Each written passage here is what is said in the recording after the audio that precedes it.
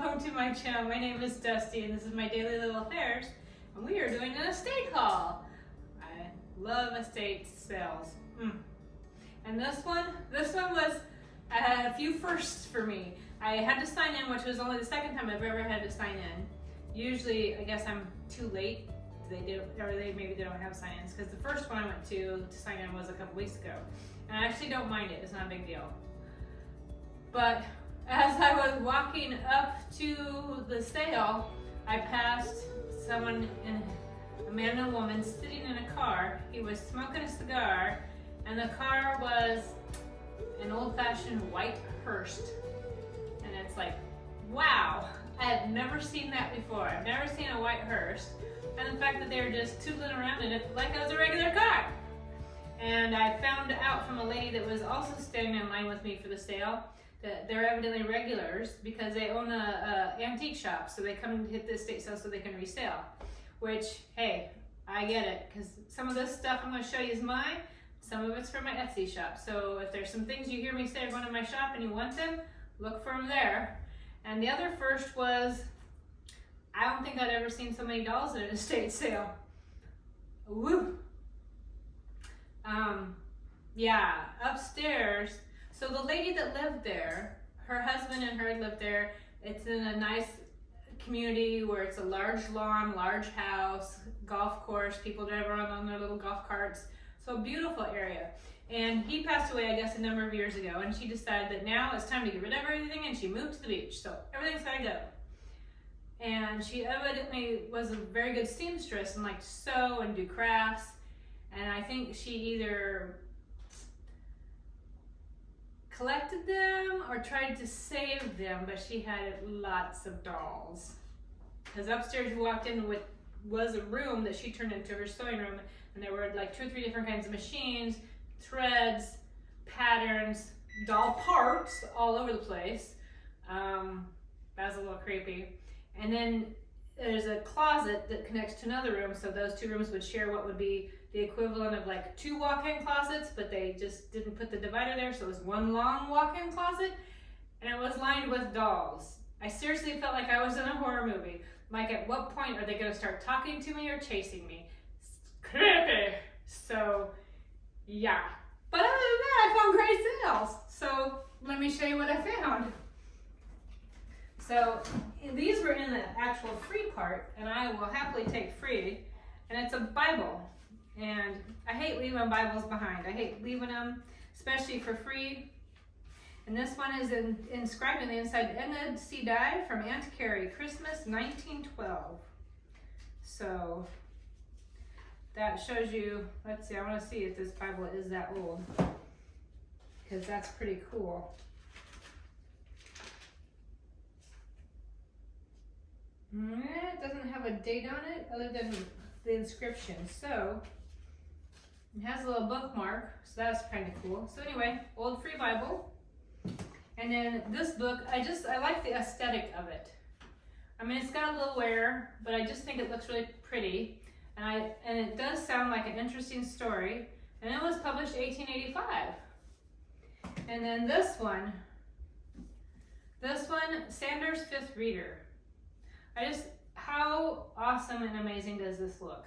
Love the age of it, the look of it. It's got all these different books and things to read in there. Published 1860.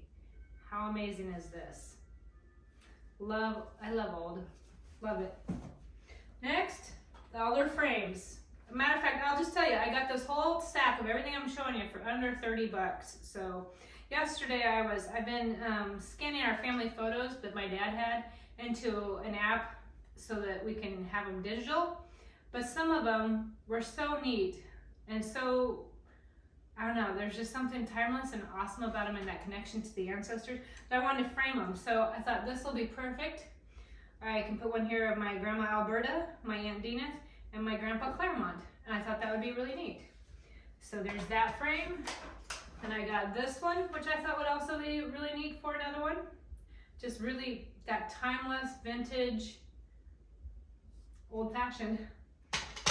And then we have this one, which also, I'm not really crazy about the frame, but I just love the inset in there, the matte to frame out the picture. So I'll take that with the frame. It's fine. It works for me.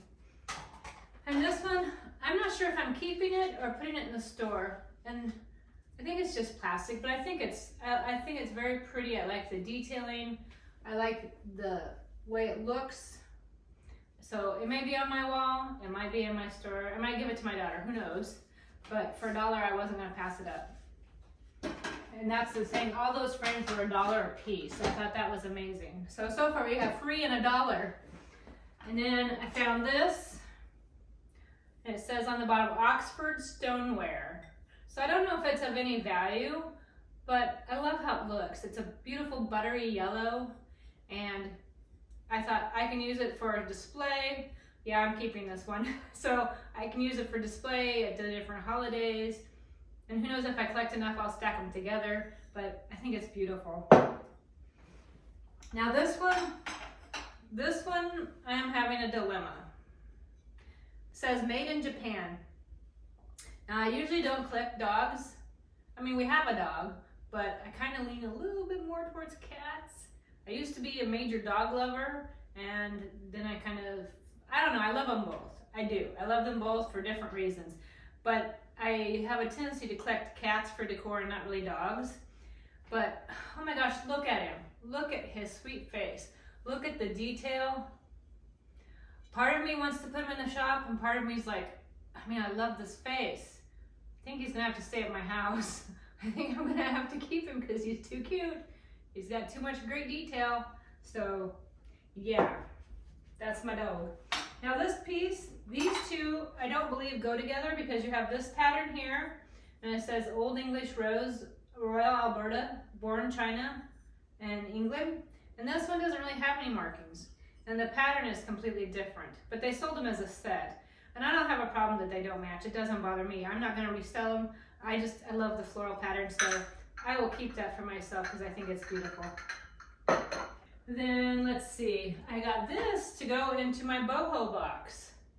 I know it's probably more mid-century, more modern, but I just thought it was really fun. The green, the edges, I think it'd be great in some boho decor, some dried flowers or dried wheats, or just leave it plain like this and set it on your dresser. I thought it was a very beautiful. I love the shape and the curve. So yes, this will be in my boho box in my shop. Then we have this, and I think she made it because, like I said, she had the sewing machines, but look at this Christmas apron. And what's great is it's completely reversible. I mean, oh my gosh, isn't this beautiful? Look at this. So beautiful. Gonna have to tighten it a little bit here because it's hanging a little too low for me, but it's just, if she made this, she did an amazing job. I don't see any tags or anything on it like it was bought. And there was another one, there was actually two of them just like this. And so part of me kind of wishes I'd bought the second one, but oh my gosh, just beautiful work, beautiful. So yeah, this will go with my apron stash. I know so far a lot of this is for me, huh?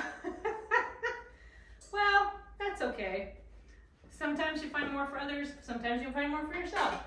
Now this is going in the shop. This is going in my shop, and on the back it says M&Z Austria. And I love the cabbage roses in it and the little handles here. Absolutely beautiful. Beautiful dish. Be great for display. Or even if you want to put it like on your dresser with a few little like jewelry here or perfume bottles. So yep, this will be in my shop. And then the other thing I bought that I want to put in my shop is this piece. Isn't that so different? I mean, I've never seen a dish with this shape, and it's got the gold on it, and then the pansies. And on the back it says L. Walker, but then there's a stamp on it that says Venice, something 1898, V&T, Limoges, France. So I don't know, I'm gonna have to look these up and see, does that mean anything or what? But I thought it would be beautiful either as a display or if you wanted to put it somewhere with like jewelry on it, on a dresser. But I couldn't pass up the flowers. I mean, I picked it up, I put it down, I wasn't sure, and then I'm like, you know what? I'm just gonna get it because it's so different. So this will be in my shop. So there you go. I will be going out to another estate sale tomorrow. This is a primo week because there was an estate sale today, a estate sale tomorrow, and then there was one Saturday that my husband's excited about. So I will show you how I style some of the things I've kept for myself, and then let you know what I find on the next hauls. So thank you for joining me. I do want to share a little Bible verse with you though, and then I'll show you how I styled what I kept. I think I'm going to read you my favorite. Romans 8:28.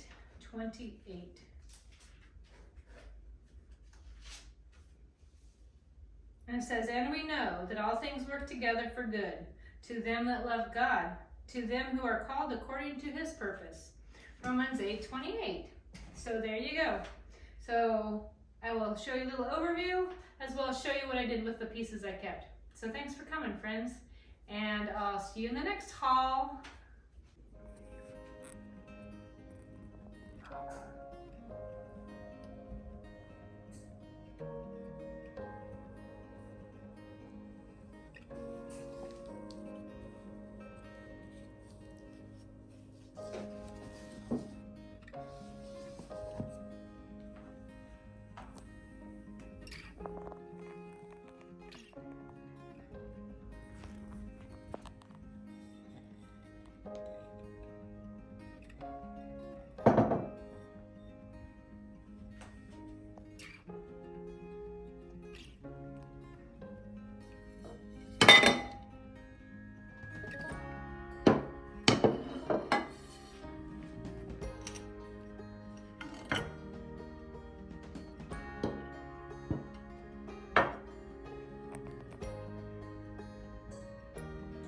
Of course, you know the apron went into the apron drawer.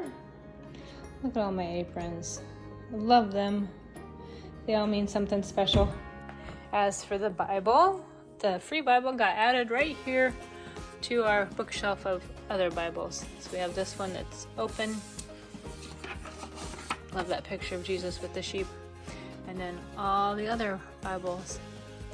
So that's where it is. It has a home. Then that old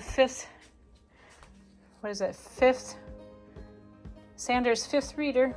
I put it here with this, if I can get a hold of it, other old hymnal, because I just like them. And no, that's not old, but it's so beautiful. One of my favorite books, Little Women. So yep, that's where that is.